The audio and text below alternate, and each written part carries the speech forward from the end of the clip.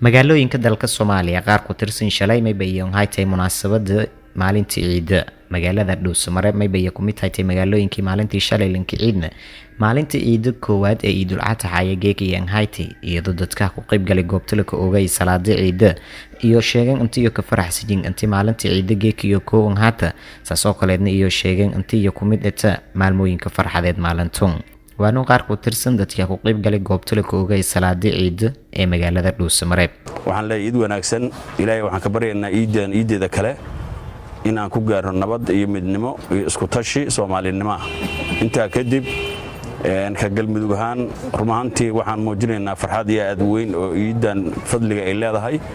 maanta oo Ilaahay fadliga ay ku aatay inaan ku ciidno caasimadda galmudug ee Dhuusamareeb iyadoo galmudug kan midaysan tahay dhinac walba shuushkiina uu baxay waxaan rajaynaynaa insha Allah sanadkiisa kale galmudug oo midaysan galmudug oo isku tashatay inaan wada gaari doono insha Allah taala waxaan u hambalyeeynaa ummadda Soomaaliya gaar ahaan ummadda galmudug waxaan rabaa inaan halkaan hambalyo uga soo jeediyo qaasadan ummadda reer Gurceel oo mas'uulka u ahay waxaan leeyahay hambalyo waxaan rabaa oon maanta runtii ku ciidaya caasimadda galmudug ee Dhuusamareeb oo aan la ciidayo caruurtayga waalideenkayga iyo asxaabtayda intaba waxaan leeyahay hambalyo ummadda Soomaaliyana waxaan ugu ducaynaynaa amniga iyo istiqraarka Ilaahayna siiyay inuu ayagana siiyo waxaan rabaa inaan iraado hambalyo munaasabada Ciidul Adha awgeed waxaan rabaa sidoo kale inaan halkan ka salaamo cid kasto muuqayga iyo magacayga taqaana runtii waa mid kamid ah munaasabadaha waaweyn ee islaamka ku qaaliga ah si gaar ah wali waxaan farxad gaar ah inaan maanta ku ciidayno caasimadii dawlad goboleedka galmudug dhammaanba ciid mubaarak ayaan leenahay ummadaha muslimiinta meel walba ay dunida daafiyeeda ka kala joogan qaasatan ummadda Soomaaliyeed qaasatan ummadda reer galmudug ee joogta gudaha iyo dibadda oo ay u horeeyaan mas'uuliyiinta dawladda sida madaxweynaha galmudug Axmed Ducaale Geelle Xaaf ra'iisul wasaaraha ama madaxa golaha wasiirada Sheekh Maxamed Shaakir golaha baarlamaanka golaha wasiirada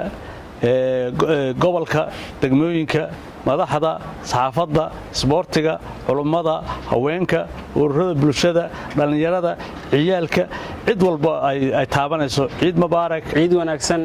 ciid mubaarak maantay waa maalin weyn waa maalin muslimiinta meel walba joogan ku weyn waa Ciidul Adha oo maanta looga dabaaldegayo dhammaan dalka Soomaaliyeed adduunka iyo khaasatan reer galmudug si gaar ugu dabaaldegayaan maadaama ay tahay maalintii koowaad ee Ciidul Adha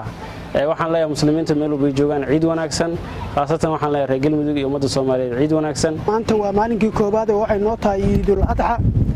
waxaan taagannahay degmada horteeda marka ma sha Allah aad iyo aad loo iiday ummaddu aad isku dhex maraysa shalay waxay ahayd maalin soon inoo ahayd maantana waa maalinkii koowaad oo iidayno maamulkeennana aad ayaan u soo dhaweynaynaa heer madaxweyne ilaa heer wasiiro heer xildhibaano oo soo dhaweynaynaa ugu horeeyaan madaxda reer galmudug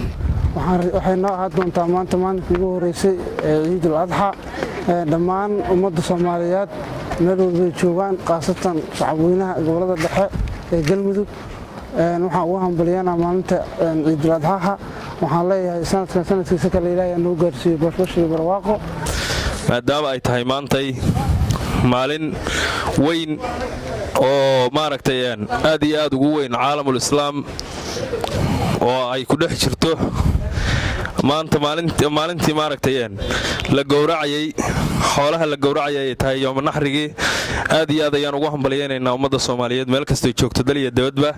waxaan leenahay ciid mubaarak waxaan leenahay bish sanadkan sanadkiisa kale bashbash iyo barwaaqo waxaan leenahay insha Allah taala